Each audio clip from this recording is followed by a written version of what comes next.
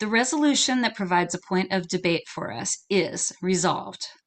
Unions do workers more harm than good. Now, if you would like to speak, send a chat to your whip. Let us know if you are in favor or against the resolution and the gist of what you want to say. With that, I call this debate to order. I'm looking for a speech in the affirmative. Affirmative means you generally agree that unions do workers more harm than good. And I'd like to call on Joseph Stein. Joseph, are you ready to speak? You have 4 minutes. Thank you, Madam Chair. I rise in the affirmative with very few exceptions. In my judgment, unions do more harm than good for workers. A little bit of background. I became soured on unions as a youngster. My first experience in trying to get a job was trying to be a box boy at a local supermarket. The job paid $2 an hour. Again, this is in the 1960s. I was told I had to join a union to get a $2 an hour job. That seemed ridiculous to me. I didn't get the job. Second experience I had as a young man in my 20s, I took a tour of one of the television studios up in the LA area, back scenes tour. And looking at one of the production rooms, I was advised by the tour guide that he could not move a very light chair, 10, 15-pound chair, from one end of the room to the other without having the union person do that work. That seems silly. It's an easy thing to slide the chair across, but he was basically prevented to doing that because of union rules. Third experience I had when I was a young man growing up at home, my father would regale me of stories of trying to start a plumbing business in Las Vegas. He had a non-union shop, but he prided himself in taking good care of his workers, yet the unions would come in and threaten and bully him to the point that he feared for not only his safety, but the safety of our entire family. Finally, it got too much, and we moved out of Las Vegas for those and other reasons and moved to Southern California, San Diego area, where I've been raised and where I live today. So those are 3 personal experiences that soured me. Beyond the anecdotes, let me make a number of points as to the reason why I think they're primarily negative. Number one, they deny employment opportunities for a lot of well-deserving, well-qualified people who simply don't want to join a union. They want to work. They want to show merit on the job and work directly with their employer. Yet in many trades, for example, in the construction trades, for plumber, electrician, carpenter, many jobs are shielded and prevented from non-union workers. So that harms workers because it prevents them from opportunities to work. If they were to join a union, sometimes they're exposed to a seniority system and would never get a chance to show their merit on the job. Second point, for workers themselves, for union workers themselves, I believe unions provide perverse incentives. What do I mean by that? They perpetuate kind of a we versus they mentality, us versus them, rather than we collectively as workers. All organizations that I know, whether they're business and nonprofits, thrive in a team atmosphere, a collective atmosphere. Yet the atmosphere from the union is it's us against them, and that works against it. So I think it works against workers as well. And finally, unions themselves, you have to pay dues, okay? So they dip into your pocket. Sometimes those goes in the pocket of union bosses. There's been a history of this in the country of union bosses that have been corrupt and unsavory. I'm not saying every single one of them are. I think most are not, but there is that history. And so I sometimes think that they don't serve the best interest of the workers. They serve the best interest of the bosses themselves. Also, some of the things they do have been counter to unions, counter to workers. Strikes, for example, are often counterproductive in the long run to workers. Workers want to work, they want to support themselves and their family, and yet if they have to go on a strike, and sometimes they have no choice, they're cut off. Their benefits during that time are a fraction of what they would make, and even at the end of the strike, many times they never recoup the amount that they lost.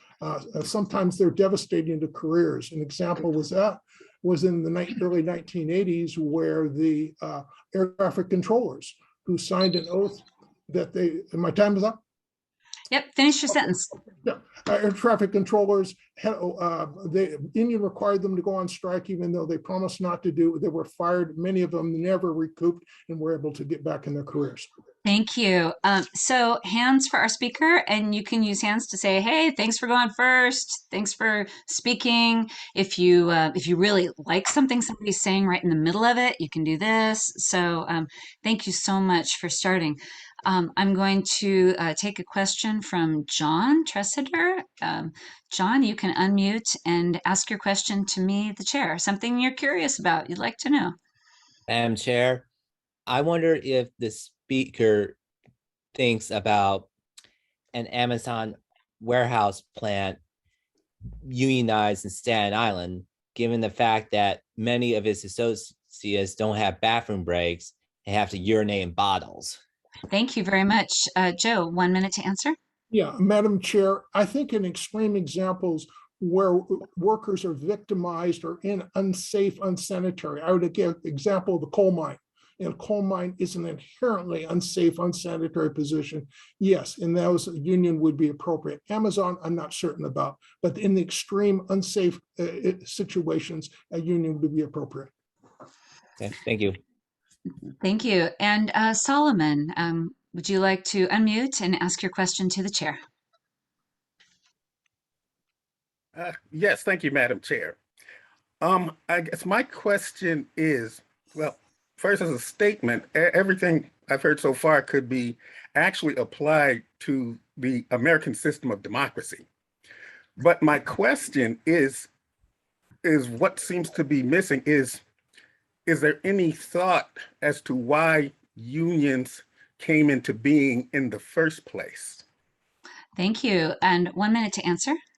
I think they came in because in some circumstances, I think it came, the automobile industry, there was a history of unsafe working conditions where the unions arose as a counter force to corporations that did not provide for their workers. Thank you. All right. And with that, the speaker is thanked.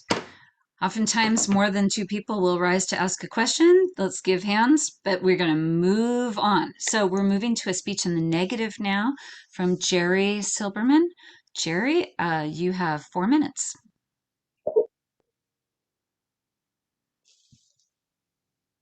Unmute. Jerry, you're muted.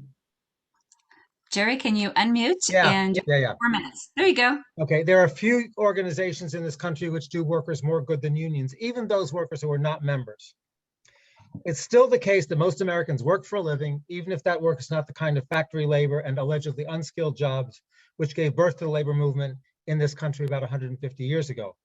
Unions have been a great institution in preserving the health of our democratic system in general, by playing a critical role in society of making sure that power does not get concentrated in too few hands.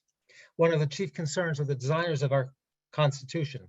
Preserving minority rights, preventing a majority from exercising tyranny in their own interests by creating a balance of power was the core of Madison's vision of our government, creating to the extent possible institutional safeguards against some of our worst instincts. Unions play this role on an economic level. In Madison's day, the notion that a few men could exercise so much economic power that they could have untrammeled control over the lives of hundreds of thousands of workers, controlling their access to the basic necessities of life, was unheard of. Slavery never saw as many people under the control of a single master as we saw in Pittsburgh in the 1890s or Detroit in the 1930s.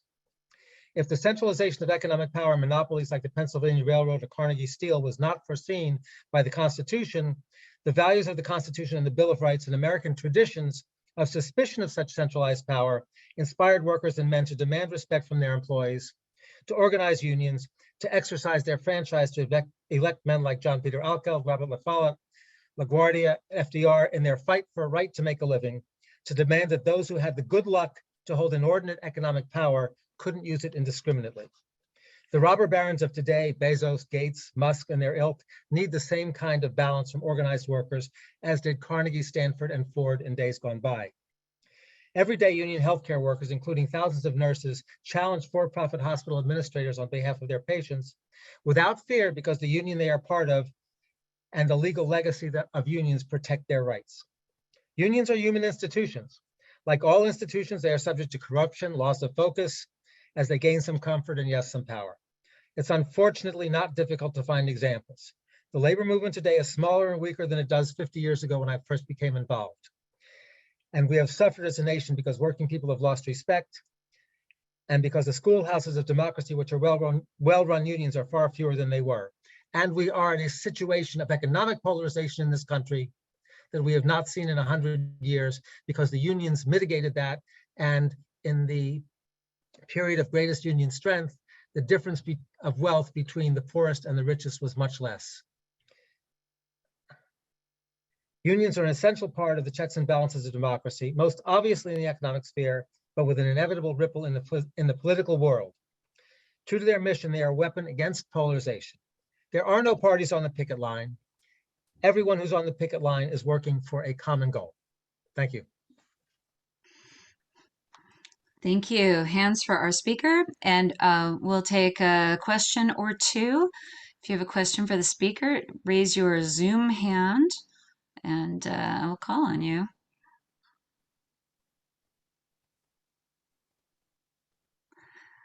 Stephen, you can unmute and ask your question to the chair.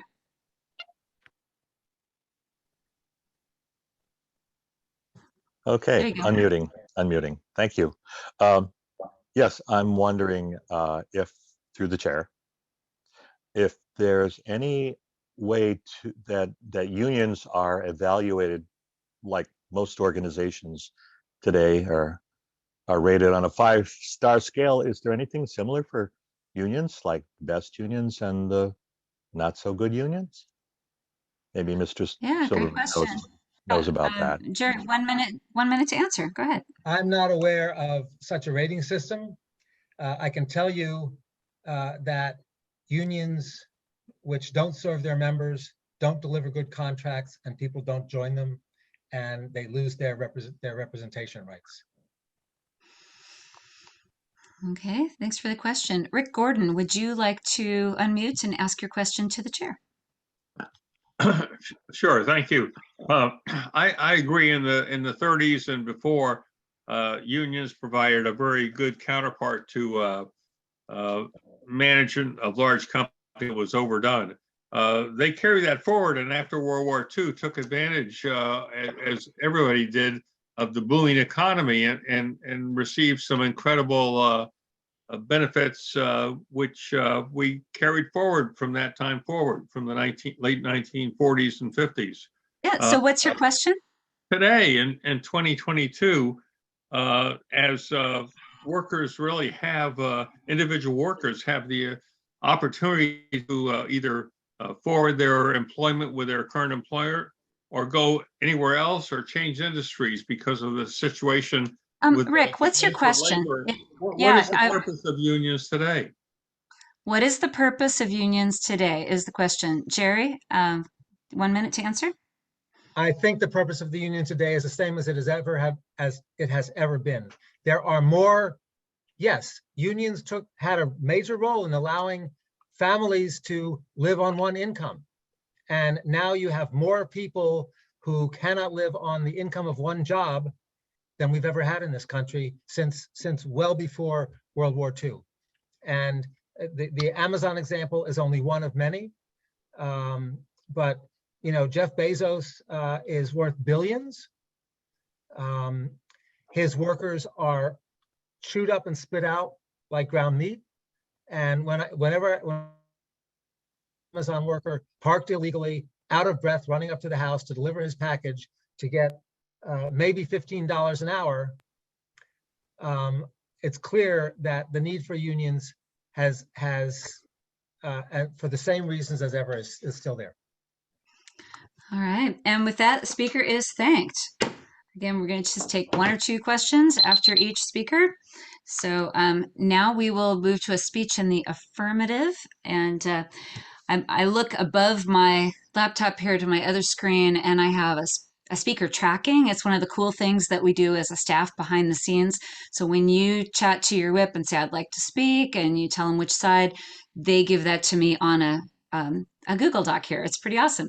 So our next speaker in the affirmative is Cole Crystal in Portland, Oregon.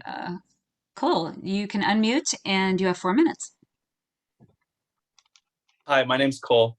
My case here is not against unions as a theoretical concept. In fact, I'm positively in favor of the American union model that currently exists and was once created to challenge the abusive practices of big business.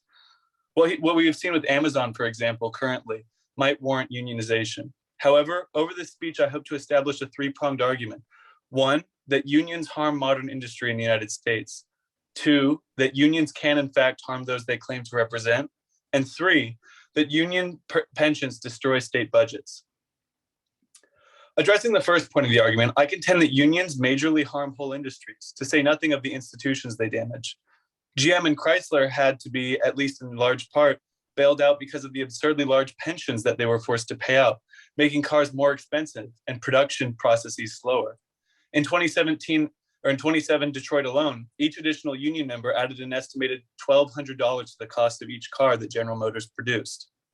Steel and textile industries face similar harm as a consequence of union interactions that pushed manufacturing overseas and limited the number of workers that businesses could employ.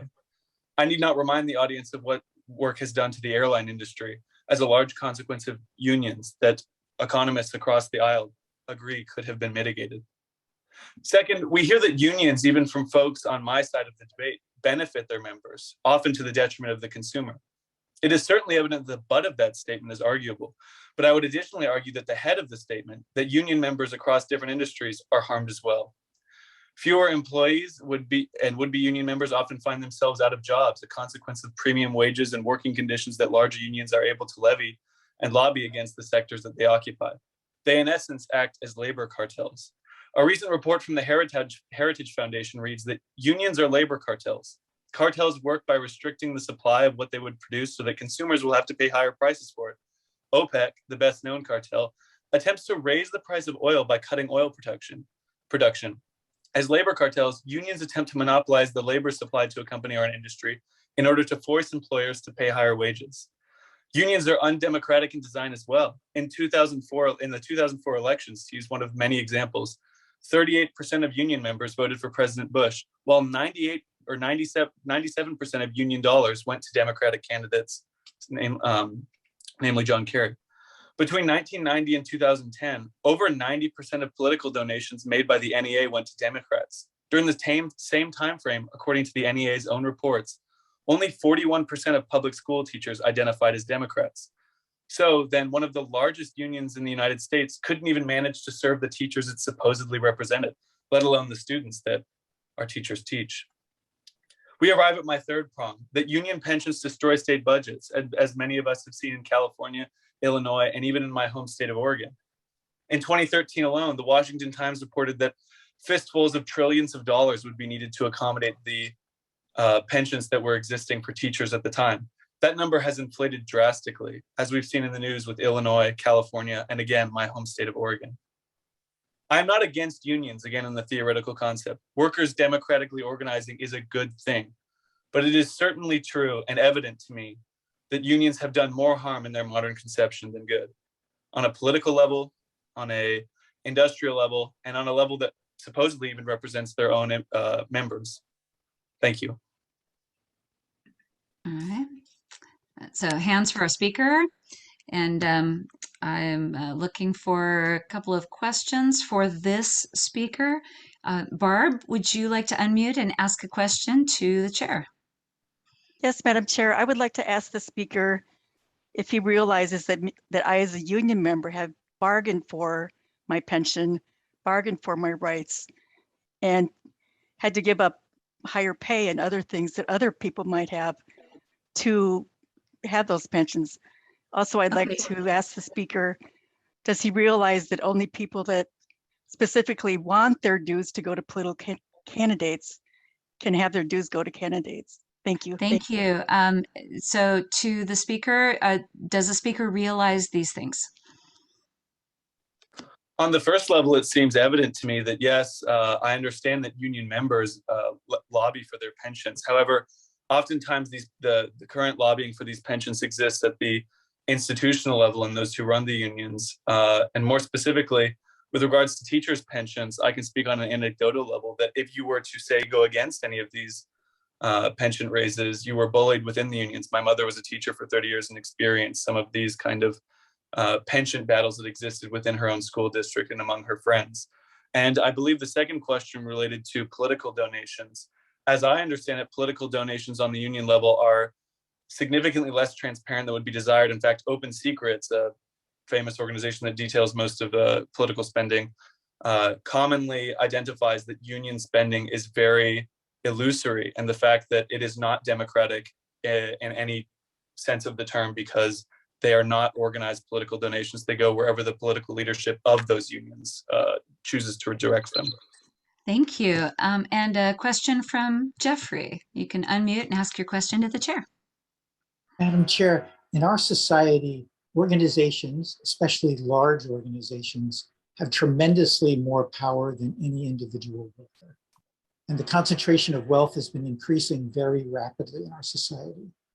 How can this power imbalance be addressed adequately without organized labor? Okay, 1 minute to answer. I think to assume that organized labor needs some form of political funding arm, which has been arguably by many union members who argue that it's been co-opted in some ways. Union organization and labor organization doesn't seem to be detrimental. At least it's not evident to me that it's detrimental. However, as that exists in the United States, where political lobbying, funding, organizing that has nothing to do with increasing and expanding workers' rights seems to be less on the docket of unions. And as time progresses, as we've seen, more of union dollars go to political funding. And so there might be a glaring problem there that I think needs to be certainly examined. All right, with that, the speaker is thanked. We're going to move to a speech in the negative. Mary Adamson. Mary, would you like to speak? You have 4 minutes. Hi, everybody. My name is Mary Adamson, and I'm a registered nurse. I've worked at the bedside for 27 years. I work in the ICU in an inner city hospital with over 700 beds on the East Coast. I've worked in non-union hospitals and union hospitals. And after experiencing both types of systems, I will never work in a non-union hospital again. A collective bargaining agreement is a contract. It's a guarantee that my wages will not be cut or frozen, that my benefits will not change, and most importantly, that the working conditions that are negotiated will not be altered. Administrators and doctors have contracts, and working class employees deserve the same.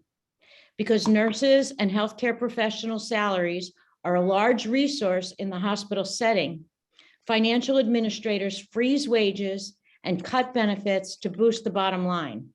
It is not uncommon for nurses to be denied wage increases for many, many years. It is also not uncommon for administrators to reduce benefit packages, particularly health insurance and educational packages, to save money. That is not possible with collective bargaining agreements, and this allows hospitals to recruit the best healthcare workers. Another important caveat for union nurse is the representation of a union rep when there is an error. Nurses who make mistakes such as documentation or medical errors are often not educated properly or just too busy. At our hospital, we negotiated a just culture environment, which is similar to just cause, that allows the investigation of an employee to address how the system contributed to the error and what can be done to eliminate these errors in the future. Sometimes we learn by using this risk management tool that there was reckless behavior, and a plan is developed to change that behavior. When a nurse or a healthcare worker makes a mistake, their confidence is eroded and they are more likely to make mistakes in the future. Many nurses leave the bedside due to moral injury in these situations. This system is supportive and it makes reporting more likely, thus preventing medical errors. But the most important function of a healthcare union is the opportunity to have a seat at the table. Healthcare has changed drastically in the last 3 decades. Profit is now the driving force for all decisions, and these decisions are made far away from the bedside. When we negotiate our contracts, We ensure the opportunity to advocate for our patients. Administrators are then forced to consider what is best for the patient and the patient's families by allowing our feedback. We serve on committees where discussions regarding resource allocations are made. We often have to fight for what is right, like safe staffing, but when those fights are won, patients benefit. We do some legislative work. We do have PAC money, and I want to assure you that nobody is allowed to take any of our dues money and use it in the political arena. There is always an investigation around the corner from the Department of Labor, and it doesn't happen in our union. That's it. All right, hands for our speaker. And I'm going to take one or two questions. Kathy, I see your hand raised. Kathy, would you like to unmute and ask your question to the chair? Yes, thank you. Do you think doctors and nurses who Does the speaker think? Does the speaker think? Does the speaker think that doctors and nurses who question big pharma and the CDC mandates and protocols and COVID case numbers, and as a result were fired or denigrated or had their license revoked, would have received a fair shake if they did have union representation? And if in fact they were union members, how could these abuses have happened to them? All right, 1 minute. I thank you for the question, and I do absolutely believe that there is protection with being a union member. We have called out many issues in our hospital, particularly during the COVID surge, that were reversed. And I believe that we would have been fired. I'm pretty sure that I would have been fired about 100 times if I wasn't a union leader. All right, thank you. And for a second question, Max Rivers. Max, you can unmute and ask your question to the chair. Madam Chairperson, there seems to be agreement on both sides of this that good unions are helpful. My curiosity from the speaker is, what about unions that are not helpful all the way up to being corrupt, when they become more of a problem than a help? Thank you. 1 minute to answer. Sure. Thank you for the question. I believe that any organization that is corrupt is, a terrible thing. There are bad hospitals, there are bad doctors, there are bad companies, but we can't throw the baby out with the bathwater. I think that overall, union representation is good for the worker.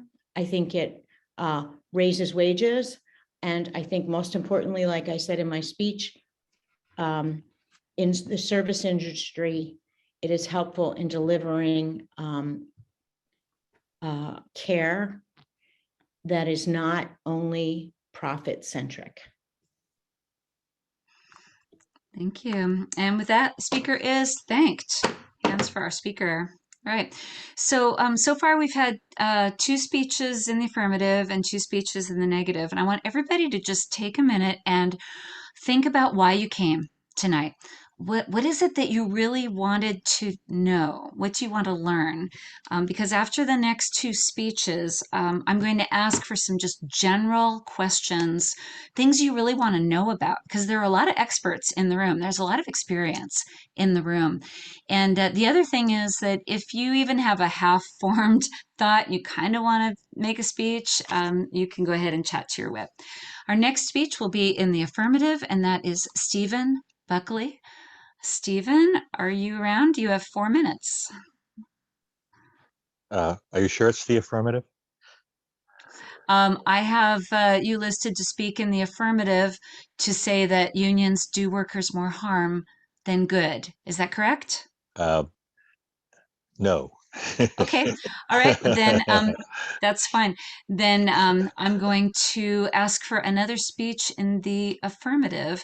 And since I don't have one in front of me on the list, I'm going to ask for a Zoom hand for somebody who wants to speak in the affirmative on this resolution. Suzanne, would you like to speak in the affirmative? You had your hand up and yeah? Is that a yes? All right, well, you can unmute and you can speak up to 4 minutes in favor of this resolution. Go ahead.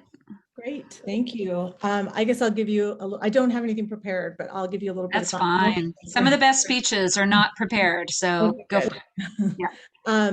My father was a union worker. He was a postal worker in Canada, and I saw some good and some bad with unions. He fell on the ice and the union helped him, but he was also on strike for weeks. And my mom was like, we're going to lose our house. And, she was really frustrated because she said the union bosses don't have to lose their salaries, just the workers. And that, I think, was when I realized that there was this power differential between the workers and the bosses. And so just like there's power structures everywhere in society, there's power structures in unions. And I feel like today's unions have become incredibly powerful. They use their money for politics, and they use regular dues for politics. I have looked at LM2s, which are the documents that labor unions have to file with the federal government, the Department of Labor, and they do use regular dues for politics. And I find that frustrating. I know that unions have a very racist history that is concerning to me. They were formed in some places in order to keep Black workers out and Hispanic workers out of high-paying jobs. I find that concerning.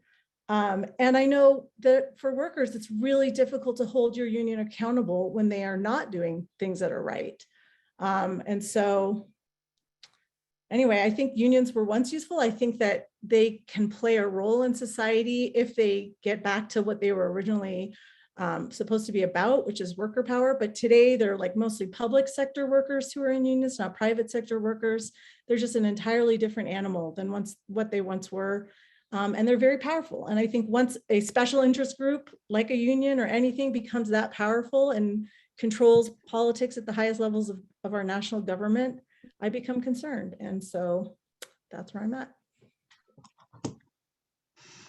All right, hands for our speaker. And is there a question for this speaker? Roy, do you have a question? You can unmute and ask your question to the chair.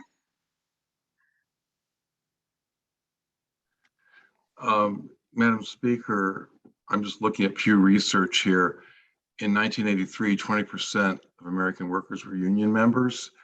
In 2021, they're 10.3%. I'm trying to understand how the speaker perceives unions being strong when they seem to be declining in power, or at least in membership. Okay, 1 minute. Thank you. I would say that the reason I believe unions are incredibly powerful is because of how much they're involved in the political process and the billions of dollars they spend every year on politics.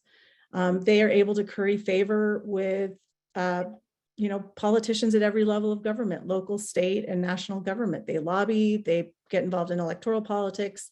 It's just an incredibly powerful structure that they've built, and they spend a lot of money. When you spend that much money, people will listen to you, and that creates power. All right, and we'll have one more question. I'm going to look for someone to ask a question that hasn't asked a question yet. So David Froba, do you want to ask your question to the I would like to ask the speaker whether it also bothers her as a stock owner in my IRA that the corporation gives money to candidates without my approval. Does that also bother the speaker? Okay, 1 minute. No, because you have a choice whether you buy that stock or not. And there are people who have to belong to a union as a condition of employment. And to me, that's a different thing, right? And also what you're paying for with the union is you're paying for representation, right? And so I think that unions should be spending their money to represent workers, not to curry favor with politicians. All right. And with that, the speaker is thanked. All right. I'm going to ask the whips if they will update the Google tracking form with the order of speakers. That will help me a whole lot. Oh, thank you. They're wonderful. All right. So we're looking for a speech in the negative now. This is against the resolution. Gretchen, would you like to speak? You have 4 minutes. Thank you, Madam Chair. Well, I'm not going to talk about collective bargaining, though I am going to talk, at least possibly in a slightly different manner, about several topics that have already been raised. I'm also going to talk about a previous debate and do a bit of an economic look back. So on January 13th of this year, we debated Resolve, American Capitalism Promotes Human Flourishing. And I had an unexpected take-home message from this debate. What I heard was that many people who agreed with the resolution define flourishing, the people in the US can start from very little and become a Jeff Bezos or an Elon Musk, which is to say they could become billionaires. That's with a B. And people who were negative on the resolution had defined flourishing as socioeconomic mobility and a broad and deep middle class. I think in this country, we pay lip service to small businesses and supporting working people and growing the middle class. But as my mother used to say, the rich get richer and the poor get poorer. Our laws increasingly over recent decades have supported profit over people. We have changed tax laws multiple times so that more and more, what we call income tax is really a wages tax. If your income is not wages, it's protected from tax because it's profit. If you sell stock, it's profit. The common argument is that 50% of Americans now own stock in their 401ks. And that's true. But that also means 50% of wage earning Americans do not have that option. A bill moving through Congress with bipartisan support, the Securing a Strong Retirement Act, raises some of the limits on contributions to 401k accounts. But only the top 10% of wage earners have enough fluidity to max out their 401k contributions. So that only benefits people who are already in relatively good shape financially. And it does so at the expense of a solid tax base that could support needed benefits for others.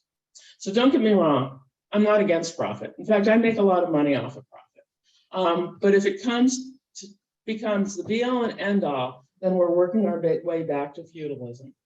Our socioeconomic mobility is now 27th in the world, behind almost every other developed country. If you were born in 1940, you had a 93% chance of out-earning your parents. If you were born in 1980, that's dropped to 45%. So what does this have to do with unions? When I was a kid, the Teamsters Union was a powerful union and probably corrupt, but being a truck driver was a solid middle-class occupation. In 1980, a union trucker averaged what would be $45 an hour in today's dollars. Today, an owner-operator trucker makes an average of $28,000 a year. You know, I live in Washington, D.C. $28,000 a year is poverty, but nowhere in this nation is that a good living. So what happened? Starting in the 1980s, the laws governing the industry were changed. Since then, with no strong union lobby for the drivers, the laws just kept being adjusted so corporations could make more profit. Okay, and so that's why I'm speaking in support of unions. And I realize this is directly contradictory to some of what the other speakers have said. But I'm arguing that in the absence of strong unions, the only people paying for lobbyists and influencing our laws are profit makers. The wage earners haven't got a chance. It is only by aggregating into unions that wage earners can be political and are represented when our laws are made. It is only through unions that small businesses and wage earners actually have a seat at the table as local, state, and federal laws are written. And to refer to one other analogy that's already been made, there's a quote making the rounds right now that is something like, if Amazon unionizes, there goes my overnight crime delivery. Think about that. I have one more sentence. Is it really more important to you that as an American, that you can have the instant gratification of your latest EGOT purchase than it is that the delivery driver can earn a decent life for their family? Thank you. Thank you. Hands for our speaker, and we'll take a question or two. If you have a question for the speaker, raise your Zoom hand. Or not. Hello, Alistair. Would you like to unmute and ask your question to the chair? So to the chair, my question is, the previous speaker is that the only way to promote these kind of rights or protect them is through unions. But what about broader political actions? For example, better Social Security for all, more affordable housing for all, Medicare for all, not for any one particular union, not for any one particular union boss group, but for everyone. What about those mechanisms? They're not necessarily unions. All right, 1 minute to answer. I thank you for I thank the questioner for the question. Well, I think there are some things unions push for that can be of benefit to all. But I do believe the job of the union when they come to the lobbying table is to advocate for laws that benefit their members. So, for example, what happened to the trucker industry, what hollowed it out, is that the corporations that hire truckers declared that they're all independent contractors and therefore not deserving of any rights. I think models that could benefit truckers could benefit everyone. But I do not think the unions have a general requirement to society. I think their obligation is to their union members to ensure that they are properly represented in laws. Thank you. All right, and I see another question from Steve Houseworth's house. Steve, are you with us? There he is. Yeah, if you would like to unmute and ask your question to the chair. Yes, thank you. So Chair, I would like to know the speaker's perspective on companies management, companies ownership, and then the role of the worker within the company. It seems to me that the workers are the only people within the company structure that do not have adequate representation and could be giving feedback both to the owners, i.e. stockholders in a lot of cases, and management, the C-suite, for things that they know personally would help the company, but because they're not included as part of the company structure, they're not able to provide that, as well as their needs not being able to be improved. All right, 1 minute to answer. Thank you. I'm not quite sure I understand the question. If as I understood it, it was about the workers being able to speak to the C-suite and to the situation within their company. And I think especially basically for hourly wage jobs, that largely does happen through the union. Again, I think unions bring the collective power of workers to the table. They may do a lot of other things that are both good or bad, and probably both. But they bring the collective wisdom and power of the individual wage earners to the table. And I think that can be the table in the C-suite or the table in Congress. And either one, I think that can be beneficial. Thank you. Thank you, everyone. And with that, the speaker is thanked. That's for our speaker and the questioners. All right.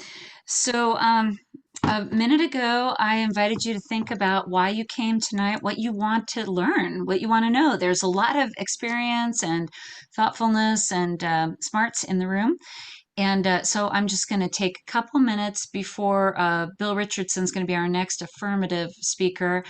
And I'm going to ask you to just raise your Zoom hand for a compact, if you will, general question, something you really want to know from the group. And you're hoping that somebody is going to speak to it. So I'm going to trust you that you're hearing what I'm asking you to do is just throw out a question. And I'm going to write them down, but everybody should think about it. So I'm going to first look at people I haven't heard from at all. So Douglas, Faye, what would you like to know tonight? Oh, there we go. Okay. Yeah. What do you want to know? Why are you here? So this is kind of a general question. This is the second one of these I've attended. The first one was on abortion. And after the abortion debate, I came away feeling like, well, if all of the people on this Zoom call could decide the abortion issue, it would be fixed in a month because we're all reasonable people and they generally all kind of agreed with me, kind of middle of the road, reasonable people willing to talk about things. But as with that, in this call, I think we're also all very much the same. Very So what do you close. want to know? What do you So want to what I know want from to us know today? is, can braver angels do something to bring in the people that really disagree with the people that tend to show up to these? Fantastic. I have an answer for that, but not right now. Alex, what do you want to know tonight? I'm getting a theme of corruption is a concern, and so I'm wondering if anyone has ideas for how we can prevent corruption in companies, in unions, in politics, like ideas like perhaps co-ops or something that I haven't even heard of or thought of. Okay, how to prevent corruption. Cool. Jake, what would be your question for the group? What do you want to learn tonight? Yeah, thank you, Madam Chair. So we've heard a lot about like these great things that unions have done in the past. There's been some questions around like how useful they are in modern society, and there's been mentions of like the Amazon stuff recently. And so what I would love to hear more about is just recent examples in sort of modern, like recent history that unions have done both good and bad that can help sort of inform this discussion. Okay, Chip, how about you? What do you want to know? I'm going to piggyback a little bit on, excuse me, if you can hear me, a little bit on the last question. What are some alternatives to unions that we might look at? We certainly heard a long list of their foibles and problems. So what are some alternatives to that where we can have some reasonable, non-corrupt power sharing from the other side? I guess that would be my general question. What are All some right, options? good. And anyway. Yeah. Alan Falk. Thank you, Madam Chair. Two things. Number one is most of the people that my impression from most of the people who spoke that con, that unions are doing good things, have addressed issues saying, well, you know, this guy's to blame, this company is bad and whatever else, but they never seem to peel that onion back even one layer and ask why. What are the incentives that make these people behave badly? It's like, they behave badly, we should do something about it. Nobody asks why and looks for an answer to that. Okay, that's a great question. Linda Paul, what do you want to know tonight? What are you curious about? Thank you. I've been on kind of both sides of this issue in my life. And my question is, I'm curious if we agree that pensions are a good thing for workers to have. And if we do agree that pensions are a good thing, how do we explain the loss of the percentage of people who have pensions today in relationship to the number of jobs that are unionized today, or the union membership? Great question. Wayne Boatwright, what's your question? What are you curious about tonight? Thank you. I appreciate some of the range of understanding what unions can do, what they've done in the past, and what hopefully they can do now and in the future. A significant change in union structure, however, is that we actually have more unions that represent public employees of governments than represent private employees of companies. And I'm just curious why that change has happened. All right. Dinah, what's your question? What are you curious about tonight? Maybe somebody could speak to. You got to unmute and ask your question. Thank you. There you go. When I entered the workforce in a professional job in the 70s and the 80s, I was in aerospace and defense, and the theme there that I heard over and over again was that unions are a failure of management, and there was that was a very strong theme, not only with shareholders, upper management, and the board of directors.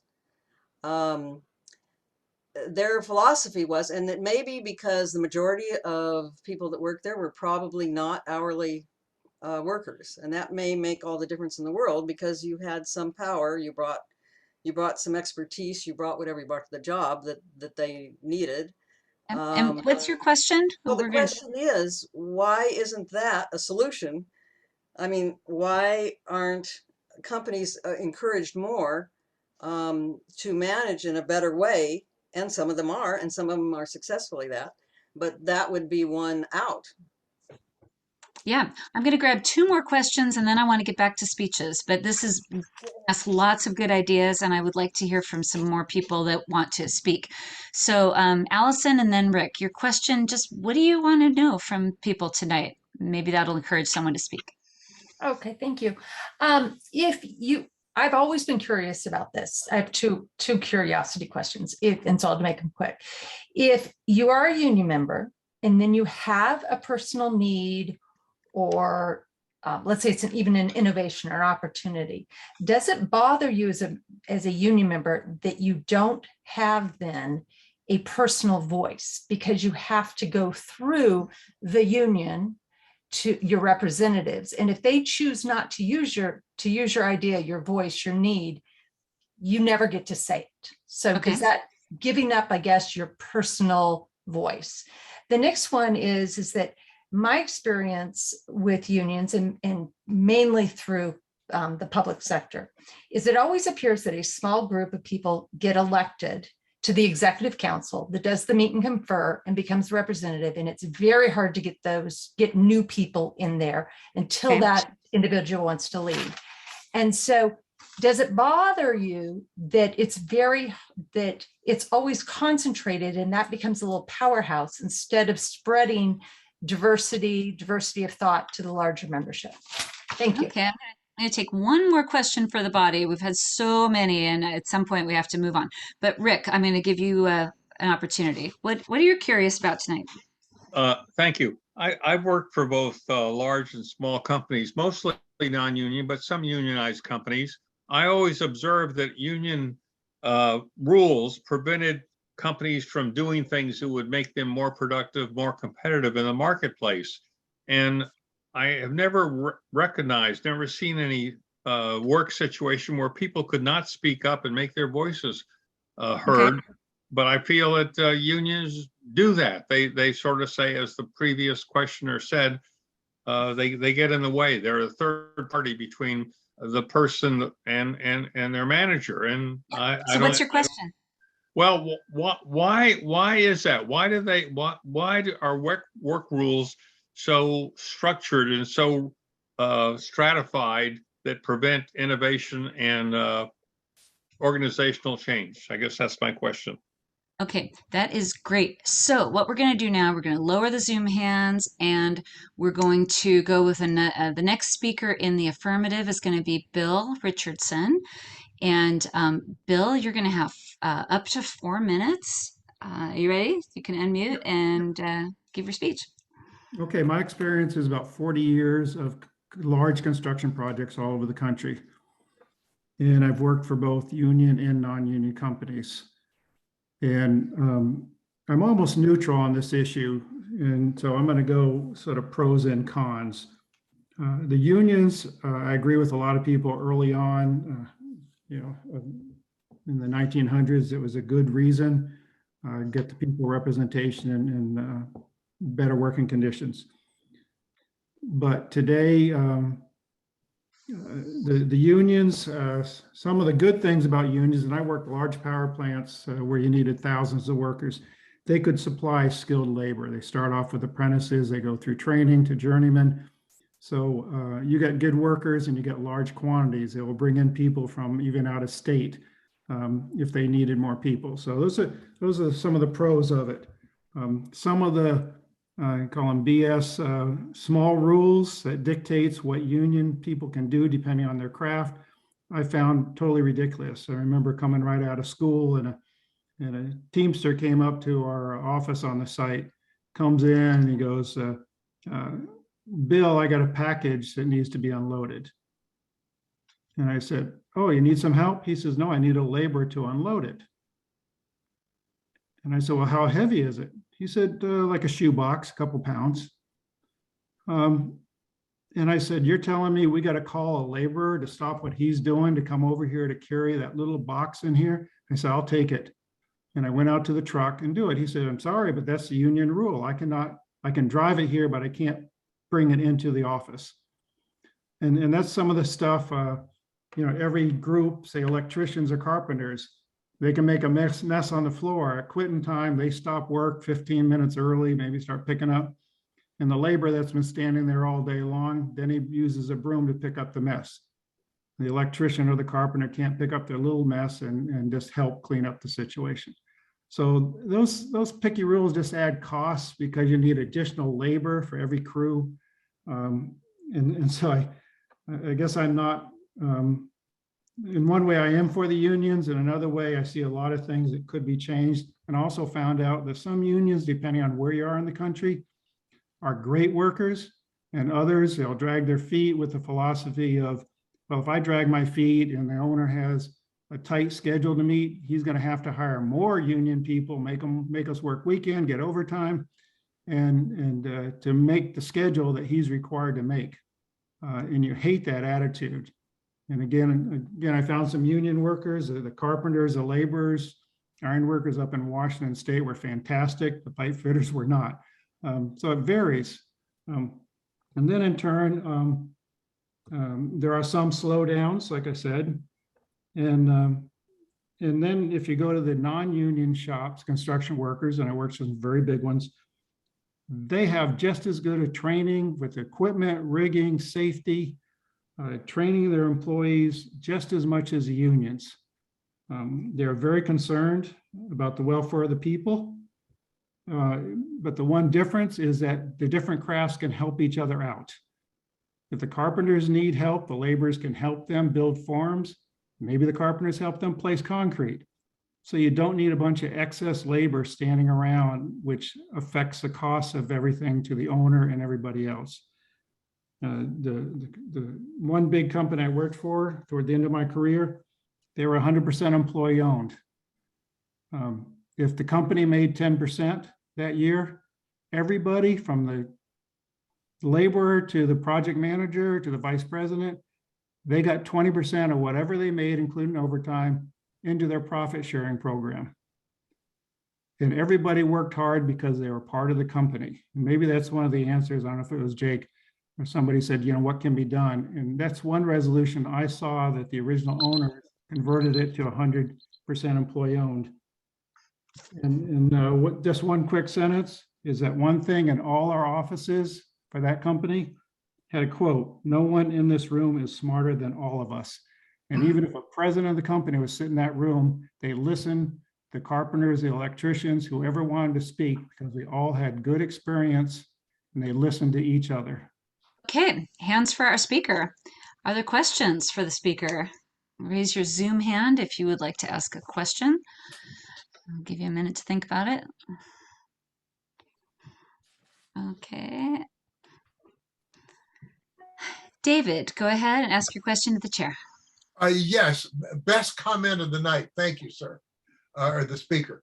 The question I would have is, even with the negatives that you've observed with union workers. That he has observed, yes.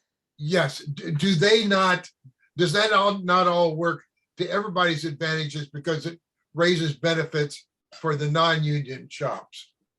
Okay, 1 minute to answer. The only thing I can say is I know construction across the country, the union percentage has dropped pretty drastically since the 70s and 80s when all the large projects were going on to almost, I think it's around 15% now, primarily in the large cities. And does it help the non-union? I think the non-union companies are trying harder to work with their employees, do some good training and get them part of the company, like the last company I told you about. And so just like Deanna asked, failure management causes unions. If you have good management, then it allows the unions don't get any strength in that company because they are respecting the employees and giving them the benefits that they deserve. All right, and a question from Annabelle. You can unmute and ask your question to the chair. Yes, Madam Chair, and also for the speaker, thank you for your sorry. Sorry. Go ahead. Thank you for your comments about good unions, bad unions, non-unions. I have a question about, should it be a requirement for everyone from the lowest employee to the president or CEO to take an online ethics course every year? All right, 1 minute. Last company I worked for, we did have an ethics class that we had to take. I can't honestly remember if we took it every year or every other year, but you were required to take an ethics course and do a little exam, but just so that everybody, and that's from the lowest laborer all the way up to the president, were required to take that course. Again, I felt that this company I worked for the last 15 years or so is very good at training and respecting everybody in the company, and that's why they're doing so good. All right, thank you. And with that, the speaker is thanked. Hands for our speaker. All right. And we're going to go over to a speech in the negative now. And Solomon Gibson, would you like to make a speech? This would be against the resolution. Yes, thank you, Madam Chair. All right, you have 4 minutes. And this is kind of off the cuff as well. That's great. First up, a couple of observations. It seems like a lot of the discussion isn't addressed to the question of whether or not unions are bad or good for people, but that unions should be reformed more than anything else. Also, in addressing a current question of a positive effect that unions have had, I would simply point to the teachers union, which had to deal with in several states with what was going on for them. And they managed to negotiate. But most of what I tend to hear, almost all of what I tend to hear that is negative about unions, as I mentioned earlier, can be stated about the American democratic and economic system in general. Whole groups of people that were not allowed to advance due to the rules, acquire an education, the concentration of wealth in smaller hands on the back of cheap labor, the massive amounts of corruption, over and over again, all of the things that are said about unions can be applied to the American system itself. And so, in a way, it's only natural that these sorts of things are a part of union as it is as a part of humanity, because it's a part of our overall system and has been for, well, since its inception. One could make the argument that if all those Black people had had a strong union, we could have avoided the Civil War. But this also points to a bottom line motivation of business that we all tend to forget. No matter how good the business may be, the bottom line motivation of business is profit. It doesn't survive without it. And the greatest expenditure of any business is people. If a business really wants to show up its bottom line or boost its profits, the tendency is that you either get very, very cheap labor or you let go your employees, which businesses use as a strategy. And that's just what businesses have to do because their bottom line is profit. And we kind of accept that. What I think is also ignored, and this was hinted at a little bit earlier with one of the other speakers, is that we tend to ignore the spillover from unions. That I've never been a member of a union. My father was, I was not. I was a lab technician and there was no lab technicians union, but there was a union in the business for the warehouse workers. And what the business had to do is because they'd had to give benefits to those warehouse workers, we lab technicians benefited from what those workers got. And you can have your own debate about whether it's fair or not, but the fact is that has been one of the natures. It's why we have a lot of the current benefits that we all take for granted.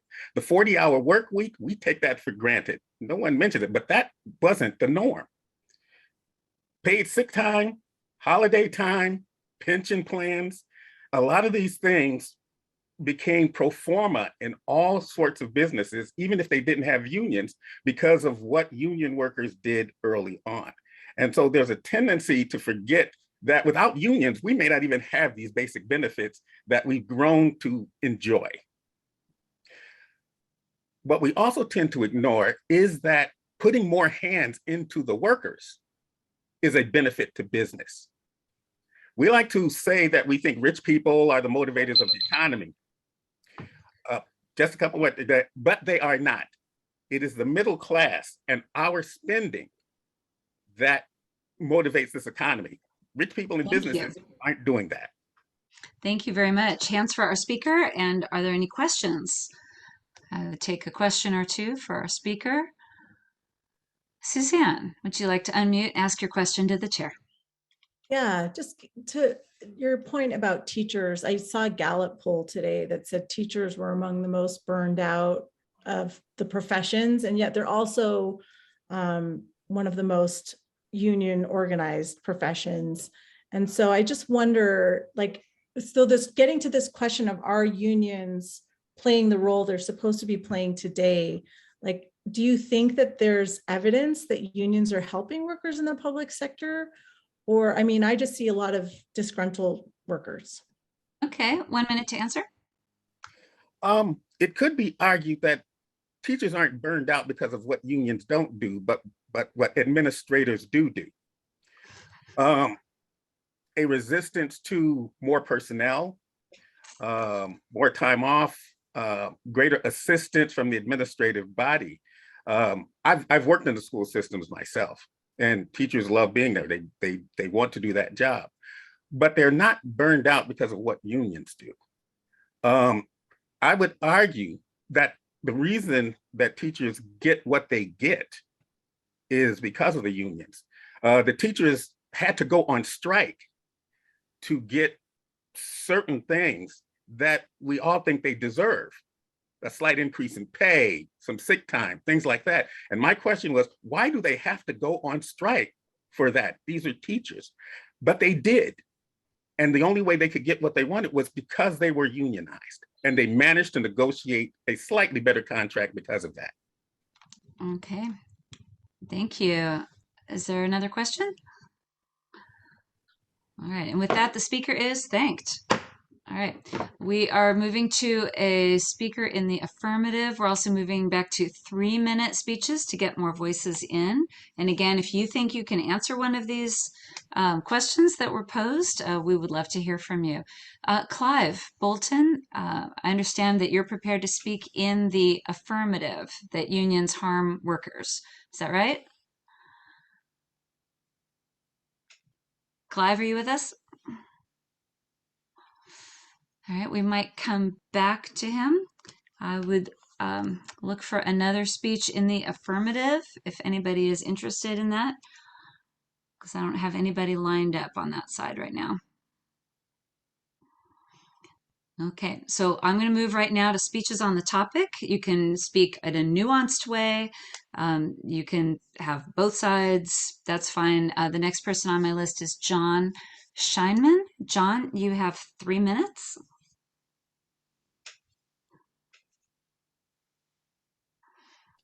Yes, hi. Yeah, John, go ahead. You have 3 minutes.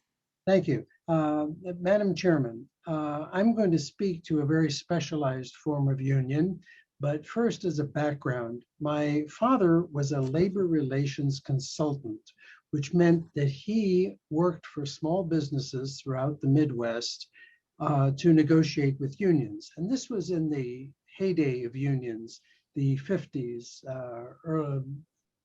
actually the 40s to the 50s. And at that time, he also said that unions basically represent the failure of management. And so his best successes were to coach businesses how to avoid having to have unions because they took care of workers the way they should be taken care of. And I attended a number of negotiations, and this was the heyday of the most powerful unions that were able to intimidate all the small businesses. And at that time, they certainly were frightening, often corrupt, and got in the way of business. Over the years, though, something changed a great deal. One of the major things was that the NLRB stopped defending workers, and they started ignoring workers' complaints and, in fact, concentrated on businesses. And that's been true of many of the administrations in Washington. So that's one of the reasons for the shrinkage of unions, because among other things, many states have passed laws that prevent union shops, so that therefore the union cannot collect dues from non-members, and nevertheless, they're still negotiating for them. So that's one of the reasons for the weakness. Now, what I'd like to address more is something that hasn't come up. I'm a retired professor of pediatrics, and I was president of the state American Association of University Professors. And what I found in the academic world and in medicine was that the hospital, just as the lady who was a nurse spoke before of the problems within hospitals, hospitals became entirely profit motive and therefore failed to defend the principle of academics, which is of peer review controls the quality of medicine.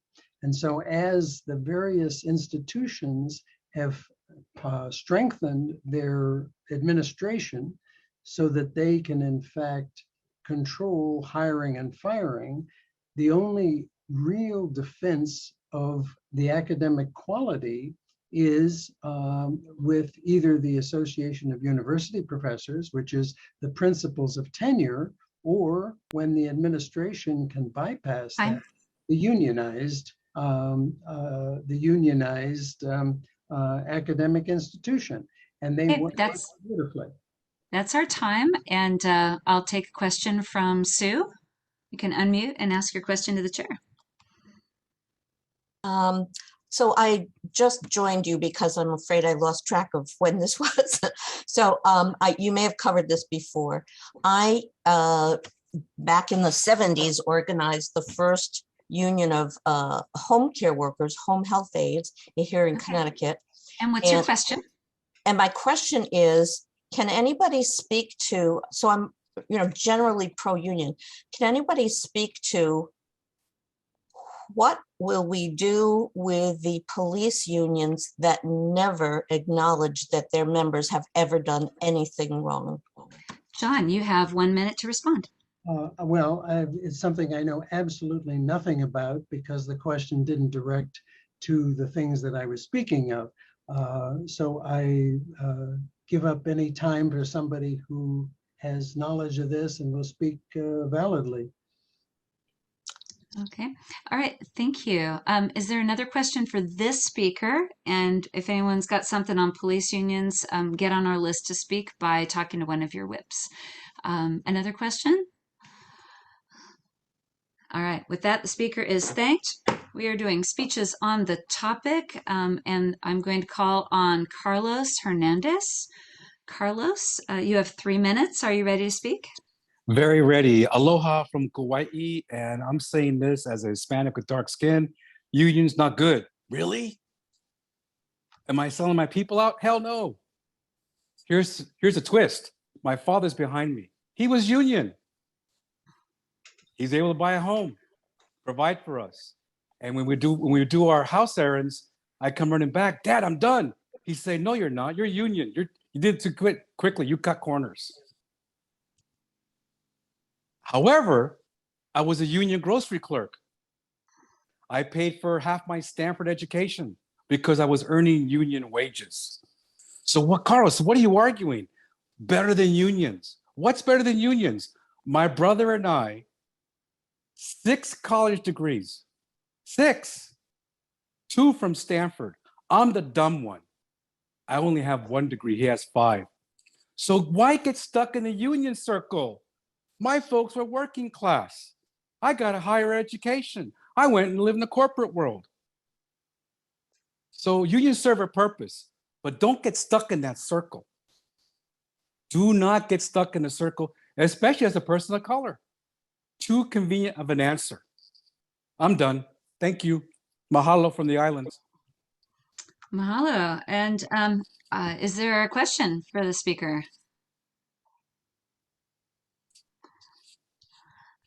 All right. Since I haven't heard from Casey yet, I'm going to call on Casey for a question. Go ahead. You can unmute and ask your question to the chair. Thanks. Sorry, I joined a little late as well. My question is to the speaker. I don't understand your point, and I'm hoping you can remake it. I don't understand how you basically saying How the speaker. Sorry, how the speaker had gotten effectively lucky in life maps to don't join a union. Would you mind expanding on that a little bit more? Would he expand on that? Sure. Sure. Carlos, One of the beautiful respond. one of the beautiful things about Bravery Angels debate, it's not a high school debate. It's not a college debate. It's not about winners or losers. It's about nuances, which takes art. I just gave you a nuance. That's what I just did. Welcome to the world of Bravery Angels debates. All right, and I'm with those the brevity of those answers. I'm going to take one more question. Solomon, I know you've been waiting, so Solomon, you can go ahead and unmute and ask your question to the chair. Well, as another person of color, my question is do you have a better institution? Does he have? Oh, Yeah. I'm sorry. You're right, Madam Chairman. Apologies. Does he have an example of an institution that has been better in protecting workers' rights than unions? Yes, sir. It's called an education.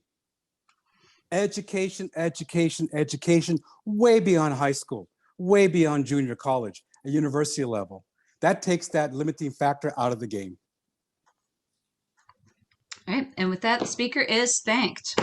We're doing speeches on the topic. The next person I want to hear from is Alistair McLeod. Alistair, do you like to have a speech? You have 3 minutes. Myself. Okay, so you can hear me now? Uh-huh. Thank you. Well, first, I'd like to say that I have learned so much from listening to the speakers that I kind of have to change what I was going to say. Okay, go for it.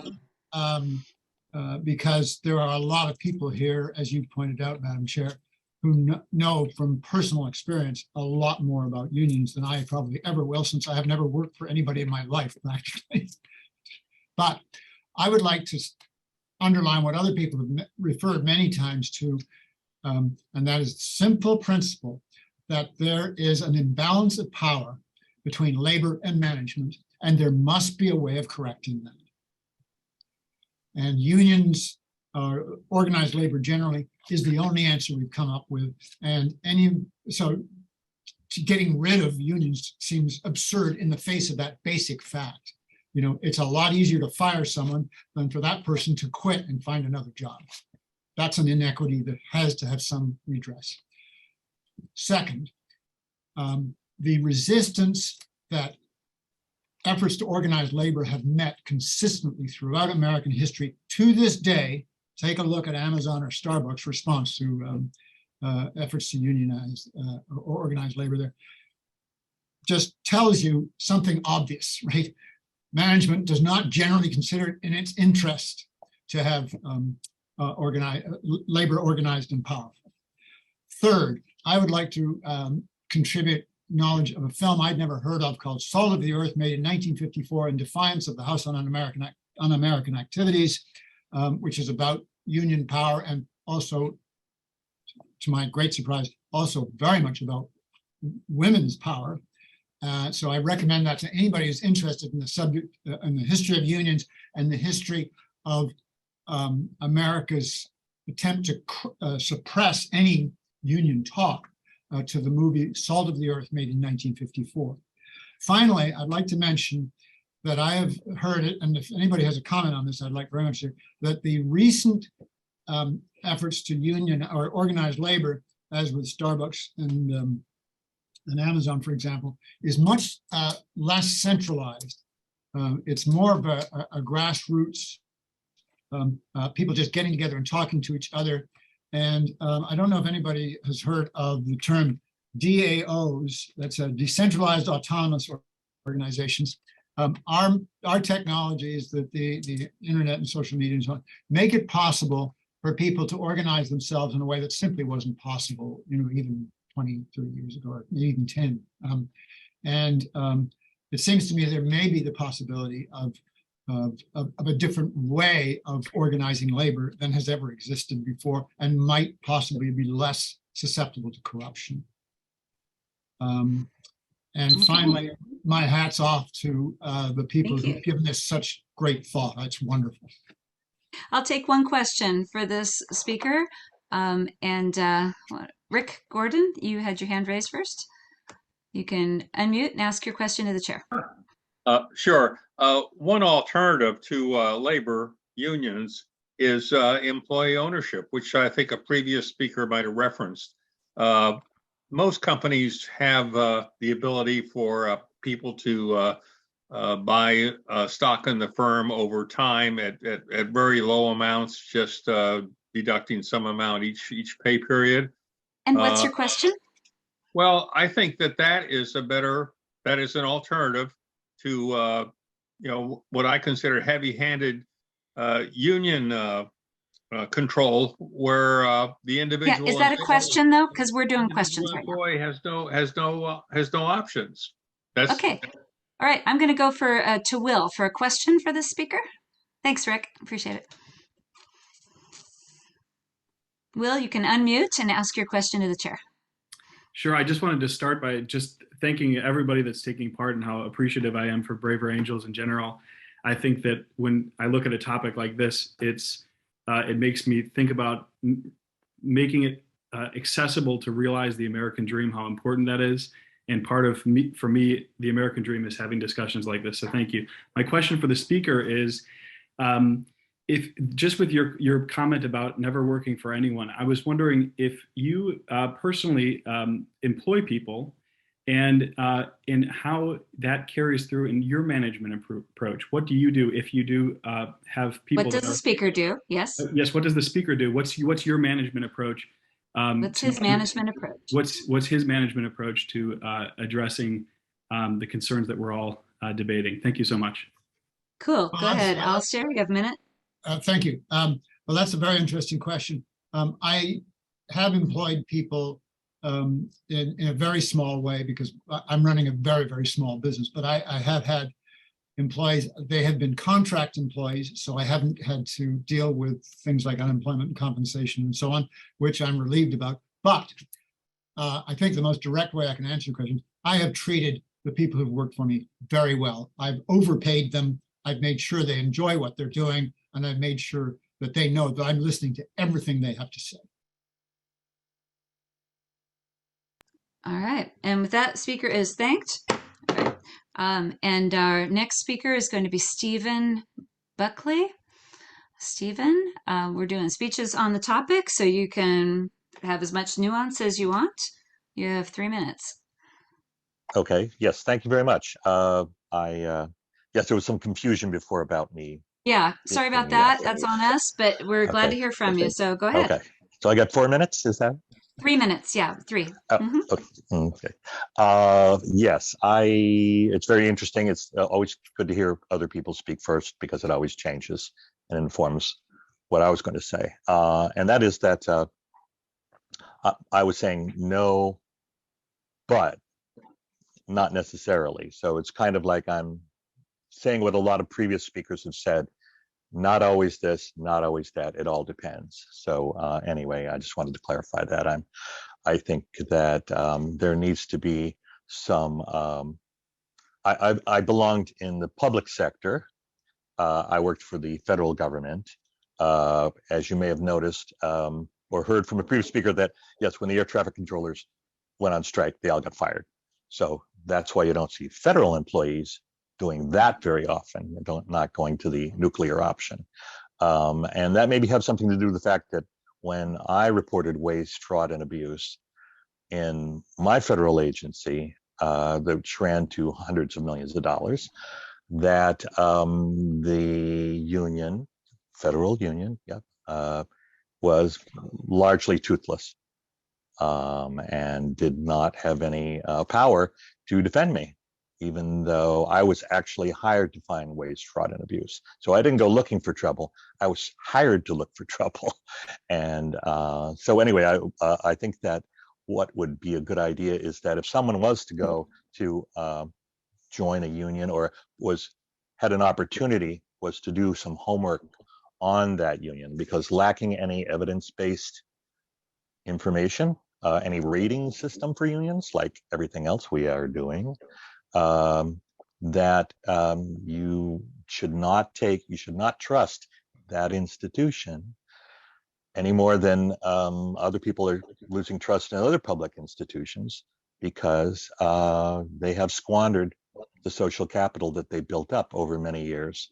And even though it's only 10% of workers now, it could be that all the bad unions got sloughed off, and that last 10% actually might be above average compared to what was lost over the past 30 or 40 years. So that's the way. If there was some quality management system, like others have mentioned here, where that catches the faults of management, there'll always be a need for someone, a human, to stand up and say, wait a minute, even the quality management system didn't catch this, and I need to step in and protect and represent the remaining imperfections in the system. So thank you very much. Thank you very much. Hands for our speaker. And because we have passed 6:30, I'm going to say that's West Coast time. The speaker is thanked. We're moving to 2-minute speeches on the topic. And I encourage you to answer questions you've heard, to contribute whatever you can to really make this conversation live, and it'll be the most helpful. So the people on my list include, and not necessarily in this order, but Alistair Wynn, Chip Train, Clive Bolton, Steve Houseworth, Douglas Fay, and Leah Sargent are all on my list, having not spoken yet. So 2 minutes each. I'm going to start with Alistair Wynn. I hope I pronounced that right. Yes, thank you. So 2 just very minutes. quickly, okay, thank you.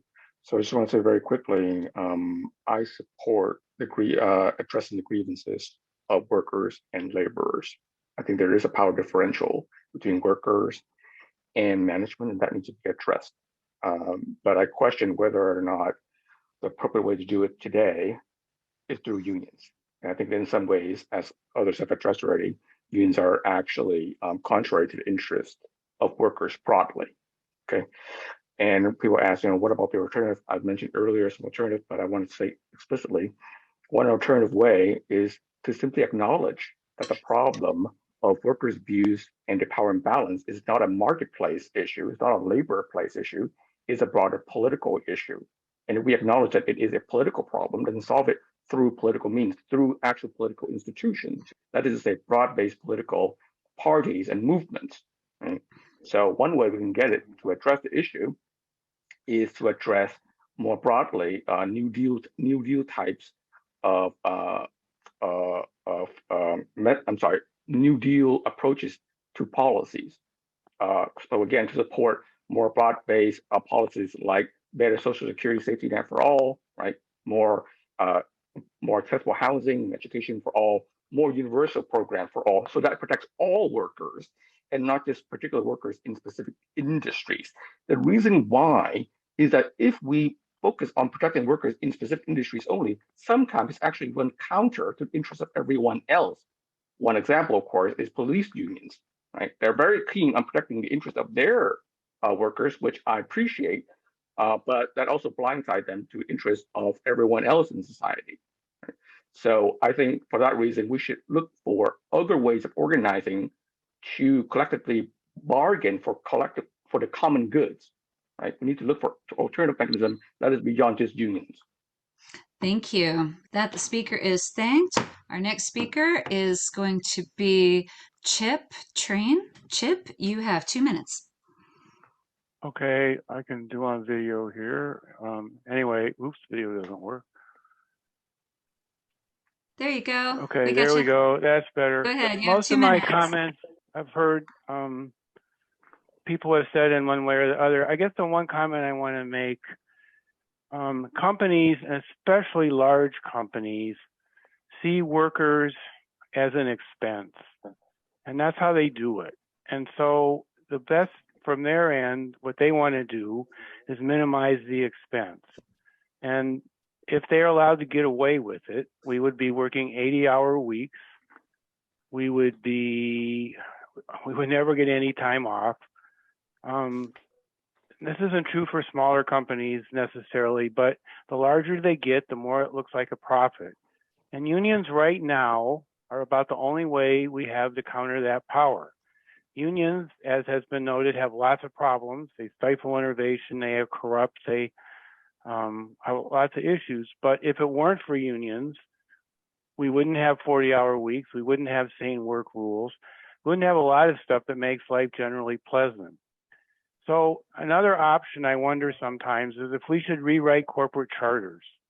So when a corporation is set up, it has a charter, and maybe the charter needs to be something different besides making money. Maybe it needs to be providing some kind of a alternative benefit for workers, for people, for the society around them, for donating. I'm not really sure how that would work. I'm not the most imaginative, but we need some other way to do that. Pensions, which are provided by unions, and I'm a fortunate one to be a beneficiary of them. It's unfortunate that rather than criticize people who have them, the problem is the people that don't have them. Social Security helps, but our system, again, a pension becomes an expense. So we don't want to do that because it makes less money. So I think that's the major reason we have unions, is because of the power differential and the money differential. I don't see Thank you very how much. we're going to change that without some other option. Go ahead. Thanks. Thank you. The speaker is thanked. Next speech from Steve Houseworth. Steve, thank you for offering to speak. You have 2 minutes. Yes, I wanted to address some things that most people don't think of when they think of unions. And as an intro to this topic, I'll say I was raised in the suburbs of the San Francisco Bay Area, but I've lived for a very long time on 8 acres, which is 2 miles from the nearest town of 400 people in central Illinois. And I've had a lot of work done on my property by different contractors. And when I ask them which code they will use in their work, they'll say something like, well, out here in the middle of Woodford County, there is no code that applies. And then when I remind them that there's the Uniform Standard Code that should apply when there is no other code, they'll say, oh yes, well, yeah, there is the Uniform Standard Code. Your home insurance will not cover damages that are caused by you knowingly not ensuring that your electrician, plumber, construction worker has failed to apply the known codes. Those are the result of unions. So make no mistake about it, unions provide a lot of value to homeowners, to building owners, and help protect your insurance being applicable to your home. Thank you. All right, the speaker is thanked. Douglas Fay. Douglas, would you like to speak? You have 2 minutes. Yeah, hi. I'm going to start my little 2-minute timer here. I wish I had 20 hours. I could ramble on forever. I come from the base that I grew up in the 1950s and 60s. Lots of people making good wages at General Motors and Ford and all those places. Middle class, they didn't have to have college degrees, but they didn't have to work 2 or 3 jobs just to make ends meet. And that's what I'm most interested in fixing in our country. I think unions, when done properly, can be a big part of that. Not the silver bullet, not gonna fix everything. Certainly not the kind of union that Jimmy Hoffa and the Teamsters turned out to be. But unions have done a lot of good. And I might be violating parliamentary procedure here, but when Solomon was talking, he talked about how unions do good for people who are not members of the union. I worked for Boeing for 28 years, and I'll tell you that I got a lot of benefits from what the Boeing unions negotiated for themselves because they kind of spilled over into us non-union. I also want to, I guess, comment on a comment somebody made about the profit motive. I worked at Boeing through the transition merger with McDonnell Douglas. Profit became all important. And I can tell you from having seen it happen, that's what resulted in the 737 MAX disasters. I think that unions can be a part of a big solution to a big problem, but of course there are lots of problems that can occur, and I hope somebody kind of figures out how to make the unions work the way they should and could, and figure out how to eliminate the problems. Do I have 2 more hours? We have a lot of Braver Angels opportunities where you could do that. The speaker is thanked. We're going to hear from Clive Bolton and then Leah Sargent. Clive, you have 2 minutes. Thank you. So in the affirmative, my observation is we have the issue going on now with the West Coast ports and the Pacific Maritime. President Biden was out on the West Coast last week, meeting with the ports and the dock workers, talking about automation. And there's a good deal of resistance to automation because apparently automation in question would cut back on union work. But the US ports, and we've got all sorts of supply chain constraints that everybody's aware of and shortages, are ranked dead last in the world, number 369 and number 370 in terms of port rankings, in terms of the number of ships and cargo that their throughput. Okay, so that's just a comment.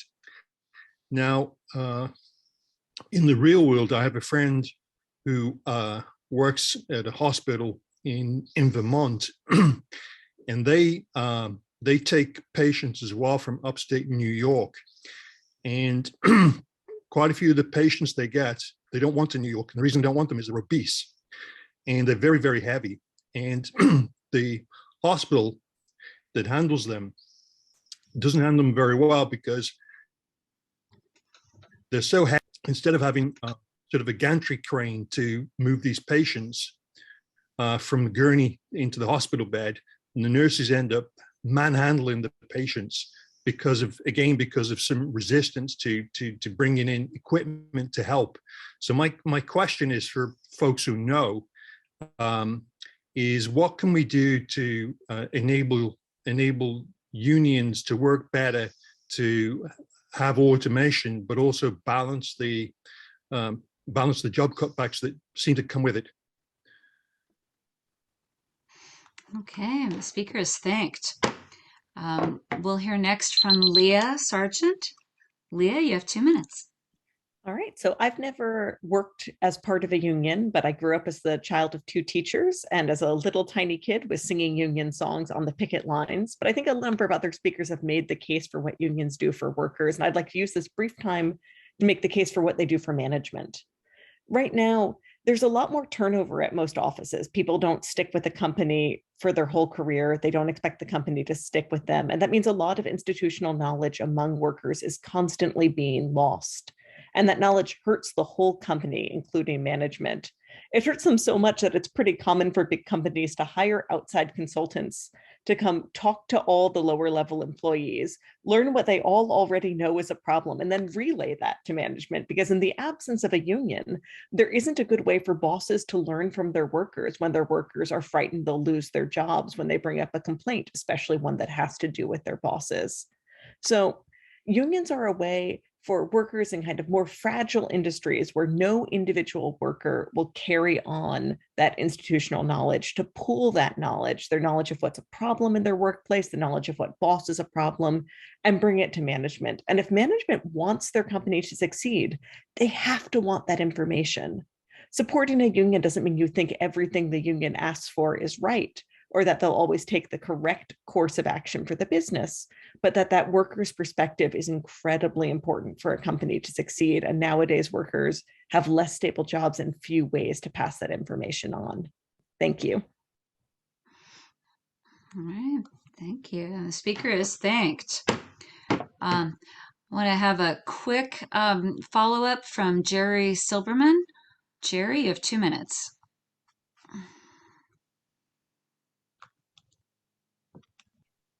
Yeah, some of the things have been addressed in the interim. The public sector unions are not covered by the National Labor Relations Act.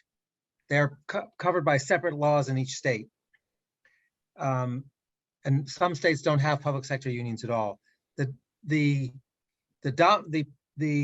relatively large number of public sector unions now is because the big corporations that were highly unionized went out of business and new organizing has not taken place to replace them. So it's a shrinkage in private sector unions that is that problem, but that causes that. But you know, public sector unions, like any other unions, are subject to corruption at times. But the reason that workers in many states fought to have public worker unions is for the same reasons that other workers did. The speaker who spoke about the professor who talked about tenure. Private universities in this country are exempt from unionization. The tenure fight was a fight for that job protection, and that's why public sector workers want unions, is that exact same kind of protection for whistleblowers and everything else. Federal employees do not have the right to strike. They never have. The laws on federal unions are very, very different from the laws on private sector workers.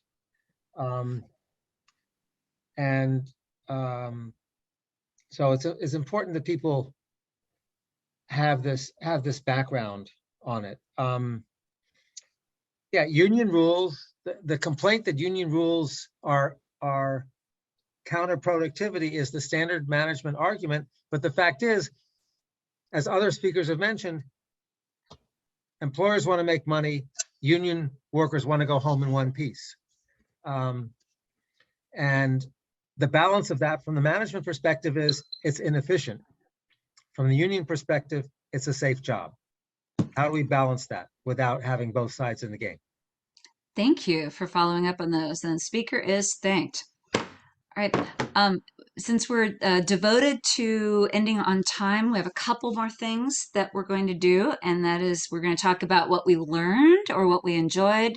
We're going to hear a special word from Luke, and then we're going to send you out with a song by Scott Cook. Scott, with this song, was one of the winners of our Braver Angels songwriting competition, and it's a song he wrote called Say Can You See. He's got a wonderful band. We're going to play that video for you in a moment. But first, we're going to conclude the speeches, and this concludes that part of the debate. Now we're going to say what we learned or what we enjoyed. So what did you learn or what did you enjoy? We're opening the general chat so you can chat to everybody what you learned or what you enjoyed. Keep it clean and respectful as you always do. But you can also raise your Zoom hand and say something that you learned or something you enjoyed. Not time to make a speech, just a phrase or a word, something you learned or enjoyed. We'll take just a couple minutes for that. So you can raise your Zoom hand to say it, or you can chat to everybody. Alistair McLeod, something you learned or enjoyed? Well, I enjoyed hearing the extraordinary expertise that is assembled here. What I learned is that although I knew this was a complicated situation, it's far more complicated. The factors that were brought in here about, well, for example, the side benefits of unions, holding the acquired knowledge in a corporation so that it gets passed on. I mean, just one thing after another. I never thought of. So thank you all. Thanks. Douglas, what did you learn or enjoy? Yeah, well, I learned a lot, things I hadn't thought about before, but I would once again ask the question I asked before, which is, what would this debate be like if we had people who basically didn't disagree with us? I mean, I think everybody here is pretty much in large agreement, but there are people out there who have a lot of political power who don't. Thank you. Dace, did I say that right? Dace Hines, what did you learn or enjoy? Yeah, you got it. Thank you.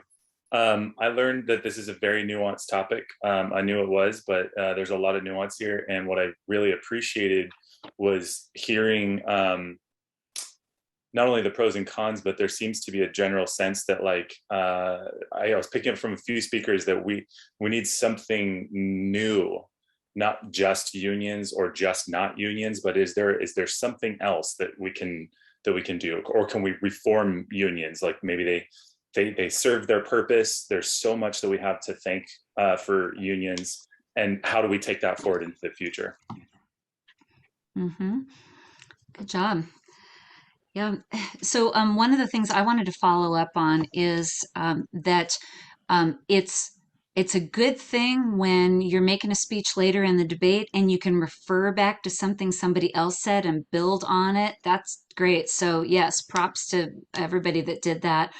Also, you'd be surprised at how far apart a lot of people are when they come together in Braver Angels. Sometimes the respect and civility and nuance makes us feel like we all kind of agree, but I'm telling you that there are some real opposite opinions. So that can be deceptive, but we're always looking to mix it up a little bit with respect to really come to accurate disagreement and respectful disagreement, so that we can come to a sense of what our collective search for truth is. So we're closing the general chat now because we're going to put some special links in here. One is that we have a debate coming up in a month, Thursday, July 21st. The topic will be guns, and you can register for that shortly on the Braver Angels website. Also, we have a feedback form. We really appreciate your feedback, and we want you to respond to that. We use that, and we've been building this program for 4 years now, 3 years now, online, and it's been really great. So your feedback is helpful. Also, we'd love for you to join Braver Angels at just $12 a year. All of these links will also come to you in a follow-up email on Saturday. We want you to open it and take a look at that. Luke, can you give us a personal encouragement from where you are sitting in Virginia? Sure thing. How long? 2 minutes? Yeah, that'd be great. Well, first off, Madam Chair, thank you for having done such an excellent job in chairing this and having done such an excellent job in leading us through this wonderful conversation that did, as you noted, have a wide array of different viewpoints, but it felt so civil because it was so civil, and a lot of us did learn a lot of things. And Madam Chair, you did a great job with this, and so did the rest of the Zoom staff here. Not including myself, but everybody else who's on the Zoom staff here. So Stephen, Natalie, Jim, and Leslie, you're on here, and Madeline, you're on here. Thank you all for doing this well. I have other roles in Braver Angels that take up most of my time working for it, but I like to come back to staff Zoom debates in the BA debates program, just because I find them so very, very fun. I think every single debate I've ever had the opportunity to be on the staff of, regardless of whichever part of staffing I was doing it on, it was just great. It's a good chance to learn about people who maybe you think you understand and don't really quite understand as well as you would like to. It's also a good chance to learn about yourself. And I continue to be proud that the Braver Angels debates team, as we have more and more heart-wrenching, polarizing issues cropping up in the American national public discourse scene, we don't shy away from them. We have hit them hard all the time that we've hit them, and that's only going to continue as we keep moving forward here. So I mention all this because one of the things that the Braver Angels debates team really needs in order to run on is a pretty steady number of volunteers. Almost everybody who staffs these debates are volunteers who take time out of their weeknights to go and deliver this over Zoom and in program to you and to our fellow Americans, and hopefully to more and more of our fellow Americans as time goes on and we get closer and closer to the 2024 election and beyond. and so we have a pretty active volunteer team. They're fun people. I am looking forward to doing some debriefing with them afterwards tonight, because those are some of the most fun things we do. But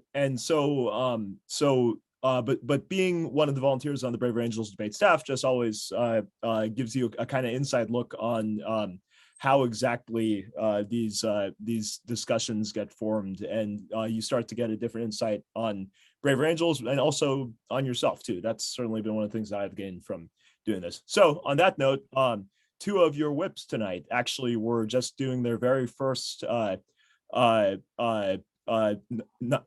Angels debate as a full-on member of the Braver Angels volunteer debate staff. Those were Stephen and Jim. Stephen, Jim, welcome full on to the crew. I look forward to many, many more debate with you guys on subjects as interesting and polarizing and heartrending and even more things than this. So, and I want to extend it to everybody here in the Braver Angels community watching this live, in the Braver Angels community that might be watching this on YouTube later on, that we could not do this without you, without your support, and especially without the earnestness of individual Braver Angels members who want to make a difference, want to help people feel the connection, feel the depth of insight that they found here.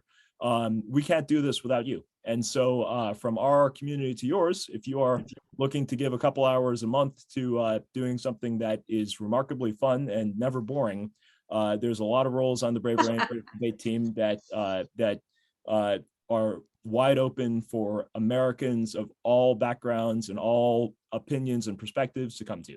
We couldn't do it without you. And so on behalf of the debate team here and on behalf of Braver Angels General, we invite you to join us if that is your wish, and we will look forward to working with you very soon. So, Madam Chair, back to you. Thank you, Luke. Yeah, we love doing this. We volunteer our time and it's amazing. So we're going to send you out now with a song. Again, this is Scott Cook, one of the winners of our Braver Angels songwriting contest. This will conclude our evening, and the song is called Say, Can You See?